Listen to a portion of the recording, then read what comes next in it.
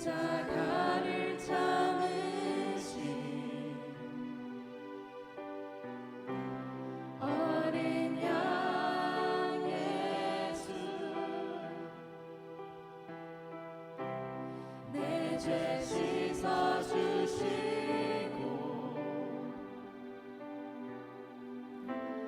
구속하셨네.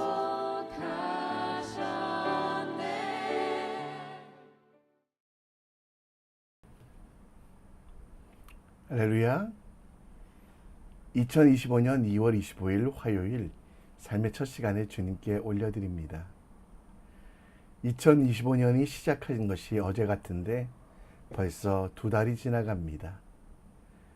매일매일 하나님 나라 꿈꾸며 하나님이 원하시는 대로 하나님 나라의 날들을 만들어가는 지혜로운 사람 되시기를, 무엇보다 우리 삶 속에 성령의 열매 맺도록 하나님의 말씀을 뿌리고 하나님께 기도함을 통해 양분을 얻는, 그래서 하나님의 사랑으로 가득 매일매일이 채우는 지혜로운 사람 되시기를 함께 기도합니다.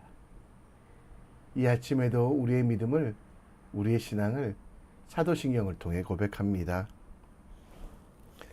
전능하사 천지를 만드신 하나님 아버지를 내가 믿사오며 그 외아들 우리 주 예수 그리스도를 믿사오니 이는 성령으로 잉태하사 동정녀 마리아에게 나시고 본디오 빌라도에게 고난을 받으사 십자가에 못 박혀 죽으시고 장사한 지 사흘 만에 죽은 자 가운데 다시 살아나시며 하늘에 오르사 전능하신 하나님 우편에 앉아 계시다가 저리로서 산자와 죽은 자를 심판하러 오시리라.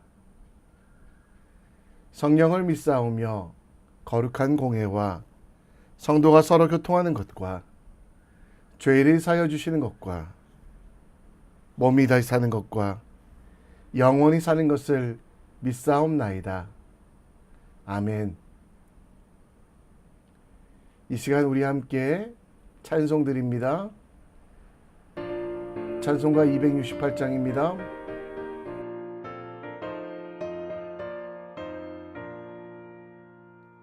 죄에서 자유를 얻게 하는 보혈은요, 주의 보혈, 시험을 이기고 승리하니 참 놀라운 능력이로다.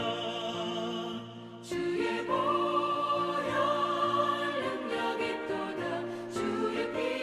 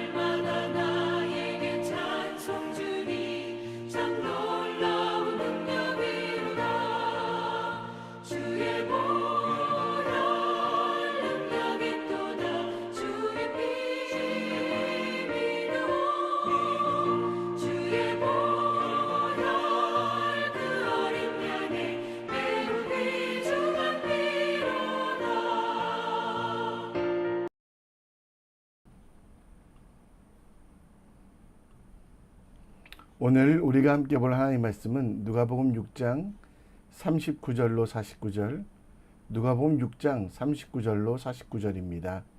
우리 함께 한 목소리로 읽겠습니다. 또 비유로 말씀하시되 맹인이 맹인을 인도할 수 있느냐? 둘이 다 구덩이에 빠지지 아니하겠느냐?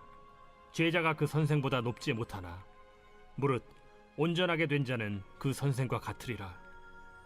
어찌하여 형제의 눈 속에 있는 티는 보고 내 눈 속에 있는 들보는 깨닫지 못하느냐?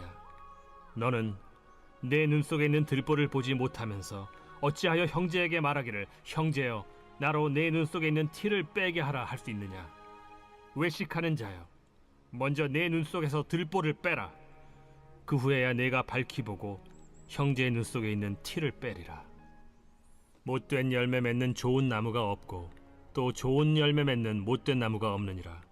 나무는 각각 그 열매로 아나니 가시나무에서 무화과를 또는 찔레에서 포도를 따지 못하느니라.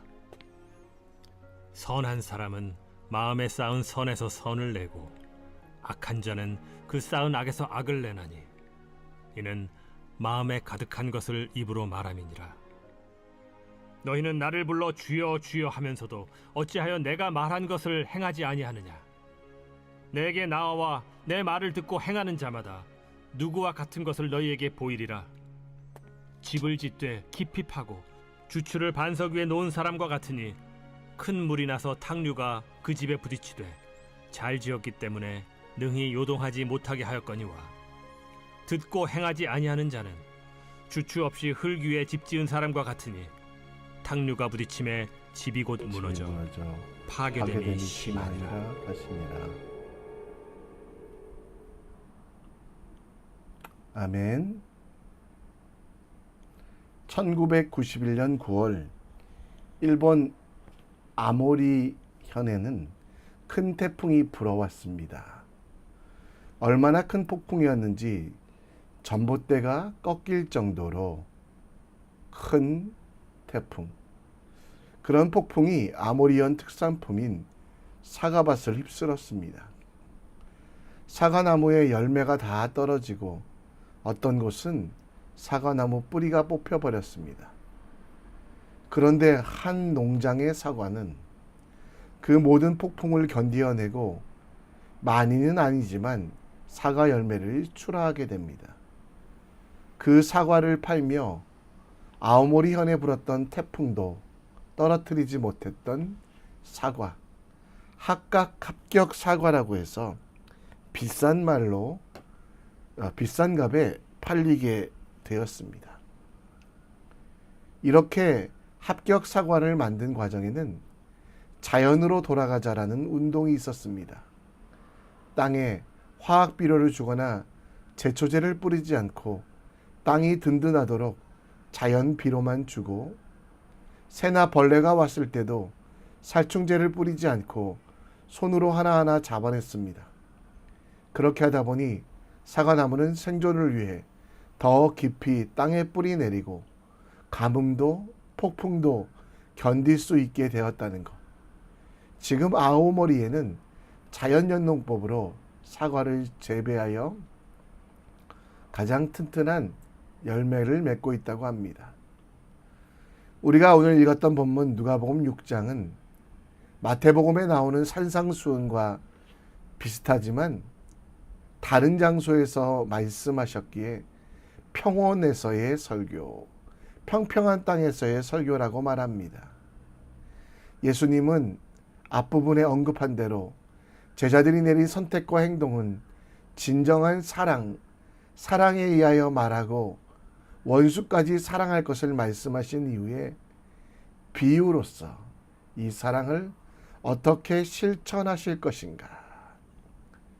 사랑으로서 제자됨을 증명하고 제자됨을 증명을 통해 세상 속에 많은 이들이 다시 제자가 되게 하는 일들, 세상의 폭풍과 사단의 공격과 또 유혹 속에도 떨어지거나 넘어지지 않고 감사하며 승리하는 방법에 대해서 나오고 있습니다. 누가복음에 누가는 인자로 오신 예수 그리스도를 강조하며 예수님이 사람을 살리시기 위해 온 것에 대하여 중점에 대해서 이야기하고, 그리고 누가는 제자들의 삶에서 예수님의 가르침을 적용하며 변화되고 새롭게 된 삶에 대해서 말씀하고 있습니다. 오늘 예수님의 제자로 우리의 체질이 어떻게 변화되어야 되는지, 예수님의 제자로 살아가며 우리의 마음이 어떠해야 되는지 함께 묵상해 보겠습니다. 예수님의 제자들은 예수님께서 말씀하신 것에 따라 세상 속에서 제자, 곧 세상 사람들을 올바르게 인도하는 사람이 되라고 말합니다. 제자는 하나님을 신뢰함으로 세상 속에서 그리스도의 체질, 그리스도의 체력으로 살아가는 사람입니다. 그래서 39절부터 49절에는 예수님께서 5가지 비유를 통해 제자들의 참된 성품을 이야기합니다. 39절에는 맹인이 맹인을 인도하지 말라라고 말씀하고 있는데요. 이는 마태복음 15장 14절 말씀처럼 맹인이 맹인을 인도하면 둘 다 구덩이에 빠진다라는 것. 그래서 이 바리새인들에 대해서 이야기하며 예수님의 말씀을 따르지 않는, 여전히 구약에 눈이 가리워져 새로운 시대를 바라보지 못하는 이들을 바리새인, 곧 그들을 맹인 지도자라고 이야기하며, 그들은 율법을 알긴 알지만 율법의 본질을 깨닫지 못한 어리석은 사람, 그래서 맹인이 맹인을 인도하는 것이 옳지 않다라고 얘기하며 예수 그리스도를 더 믿고 바라보고 그 예수님의 은혜를 따라가라고 말씀하고 있습니다. 40절에는 제자가 그 선생보다 높지 못하다라고 말씀하시며, 이는 요한복음 15장 20절에는 종이 주인보다 크지 못하다라는 말과도 똑같은데요. 곧 청출어람이 되라고 말씀한 것입니다. 스승에 의해 교육받은 제자는 품성과 기질면에서 스승을 닮아 행하는 것이 필요하다. 그러나 중요한 것은 스승보다 더 온전할 수 있도록, 그래서 40절에는 무릇 온전한 자가 된 자는 그 선생과 같으리라. 선생 정도에 만족하지 않고 선생보다 더 온전한 자가 되라고 말씀하며, 예수 그리스도가 이 땅에 살아가신 그 모습을 우리도 본받아 사람으로서 또 성도로서 온전하게 살아가야 된다고 말씀하고 있습니다. 41절, 42절에는 제자들의 판단에 대해서 이야기하는데요. 많이 들어보신 말씀일 겁니다. 자기 눈 속에 티, 자기 눈 속에 들보, 기둥은 못 보고 남의 눈 속에 티만 보는 사람들. 인도자는 타인의 결점을만 보는 것들, 그것은 위선적이라고 이야기합니다. 예수께서 말씀하신 대로 내가 먼저 내 스스로를 바라봐 내 속에 있는 죄를 깨닫고, 그리고 그 죄의 해결책인 예수님을 바라봐야만 한다는 것입니다. 곧 예수님의 말씀에 입각하여 나를 돌아보고 남을 돌아봐야 되지, 남을 판단하고 남을 정죄하고 남을 비난하기 위해서 하나님의 말씀을 이용하지 말라라고 말씀하고 있는 것입니다. 43절, 44절에는 열매 맺는 나무에 대해서 나오는데요. 나무의 이름을 알지 못할 때 우리는 그 열매로 알 수 있다라고 말합니다. 나무는 그 열매로 아나니라고 44절에서 나오는데요. 가시나무에서 무화과를 또는 찔레에서 포도를 따지 못한다라는 것. 우리는 예수님의 제자가 되어 살아갈 때 세상 속에서 하나님을 보여주는 열매, 그것은 탐욕이 아닙니다. 그것은 더러움이 아닙니다.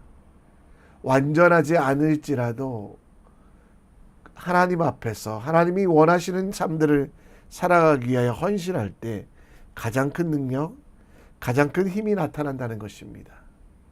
마태복음에서는 거짓 선생들에게 적용되었던 이 비유를 예수님께서는 제자들에게도 적용하며 그리스도의 품성을 닮은 제자들은 좋은 것을 열매 맺고 좋은 것으로 정말 세상 속에서 하나님의 빛을 반사하는 믿음의 사람이 되라라고 말씀하고 있습니다. 45절에는 선한 사람은 마음에 쌓은 선에서 선을 내고 악한 자는 그 쌓은 악에서 악을 낸다라고 말하며 이는 마음에 가득한 것을 입으로 말한다라고 말씀하고 있습니다. 선한 사람은 세상의 부와 명예를 얻기 위하여 정말 추구하지 않고 예수님의 말씀대로 살려고 애쓰는 것입니다. 따라서 우리가 온전한 자가 되기 위해서 우리 속에 하나님의 말씀이 있는가 아니면 내 욕심이 있는가를 항상 돌아봅니다. 우리 속에서 나오는 것, 말씀이 많으면 선을 낼 가능성이 많습니다. 그러나 여전히 내 욕심과 내 생각이 가득하면 악을 만들 일들이 많기에 우리는 반드시 온전한 자가 되기 위하여 하나님의 말씀을 더 듣고 그 말씀에 뿌리 내리며 그 말씀으로부터 양분과 에너지를 얻어 정말 세상 속에 살아가도 그리스도의 품성과 기질을 닮으라고 말씀하고 있습니다. 네 번째는 주여 주여 하면서도 예수님을 따르지 아니하는 바리새인들의 어리석음에 대해서 이야기합니다. 46절에 보면 주여 나를 불러 주여 주여 하면서도 어찌하여 내가 말하는 것을 행하지 않느냐. 여기서 주는 헬라어로 큐리오스라는 단어인데요. 주인이란 뜻입니다.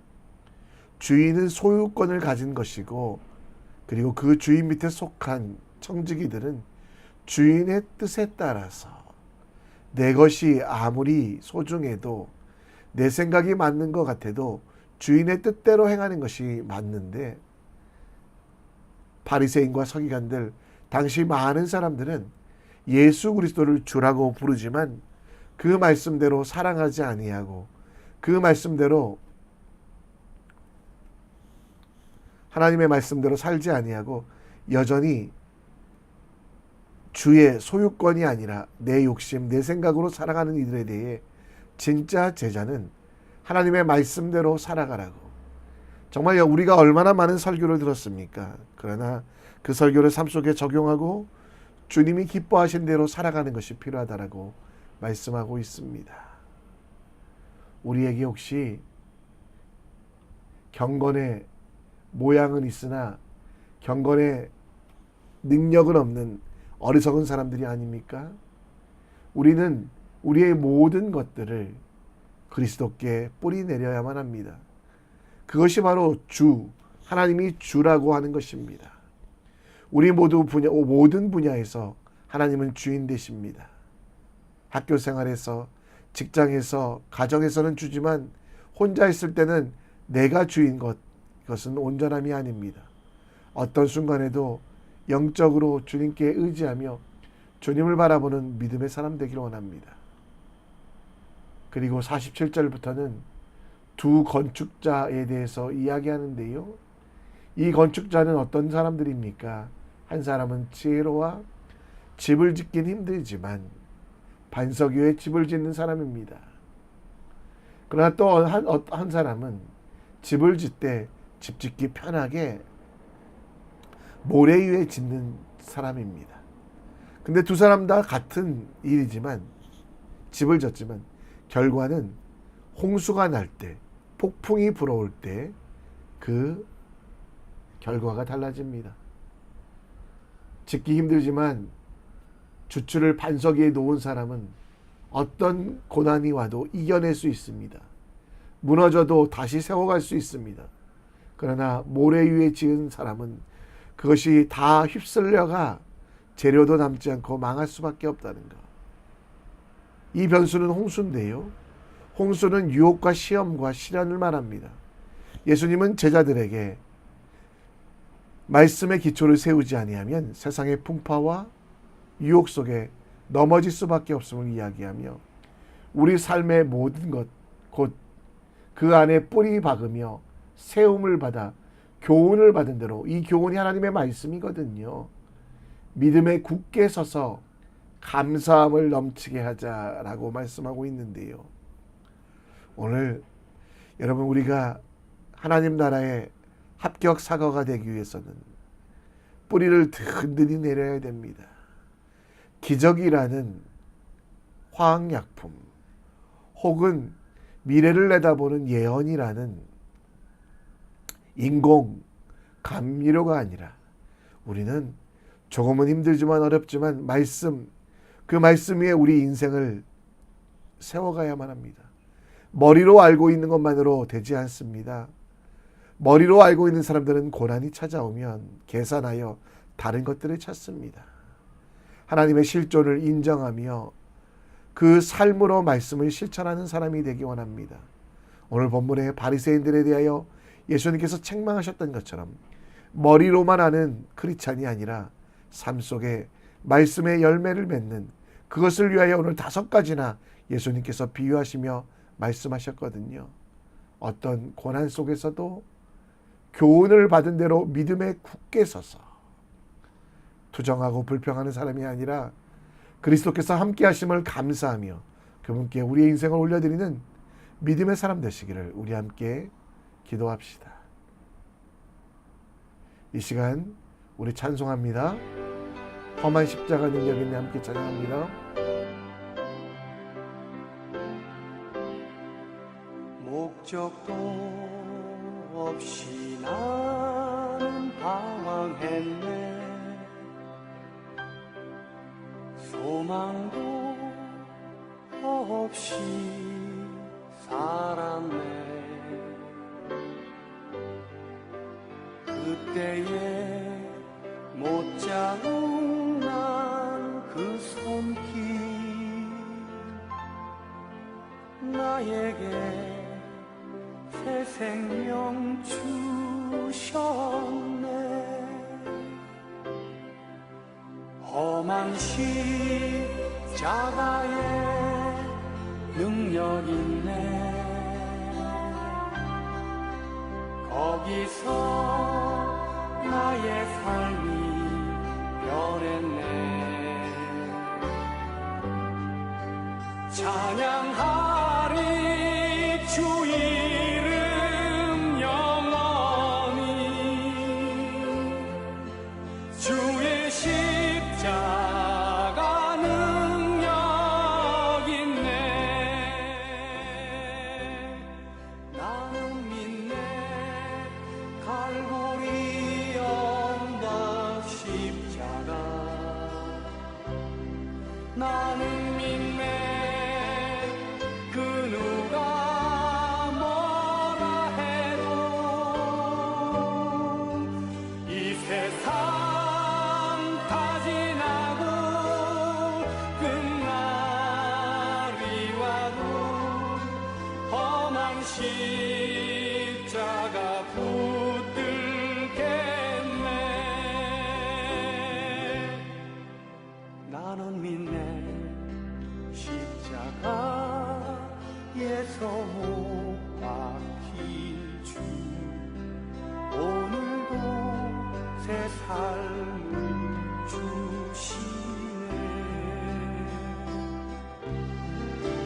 날 새롭게 하셨네. 나는 새 피조물 십자가 잡고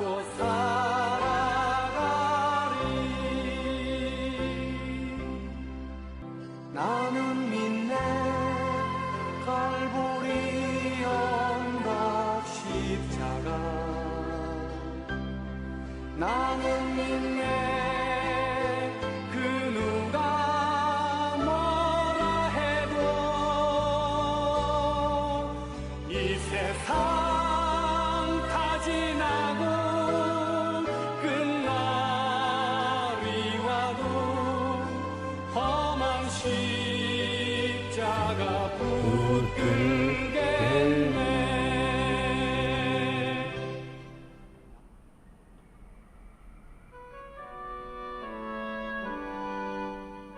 오늘도 기도합니다. 예수님께서 말씀하신 것, 하나님 나라의 합격사과가 되라고 말씀합니다. 그러기 위하여 오늘 우리가 뿌리내야 될 것은 세상이 아니라 예수 그리스도께 뿌리내리고, 하나님의 말씀을 머리로만 하는 사람이 아니라 몸으로 행하는 믿음의 사람 될 수 있도록 기도해 주시고, 우리의 성품이 예수님 닮아가게 하시고, 그래서 우리가 맺는 열매가 정말 쓸데없는, 버려지는 혹은 세상에 독이 되는 열매가 아니라 성령의 열매를 맺어 약한 자들을 돕고 새롭게 되기를 기도해 주시고요. 교회를 위해 기도해 주십시오. 환우들을 위해, 또 교육관 이전 문제, 섬기는 교회 베푸는 성도 될 수 있도록, 약함이 강함되고 부족함이 풍성함 될 수 있도록 우리 함께 기도해 주셨으면 좋겠습니다. 이 시간 다 같이 우리 함께 기도합니다. 하나님, 주님의 도우심을 간구합니다. 무엇보다 아버지, 오늘도 그리스도께 뿌리 내리기 원합니다.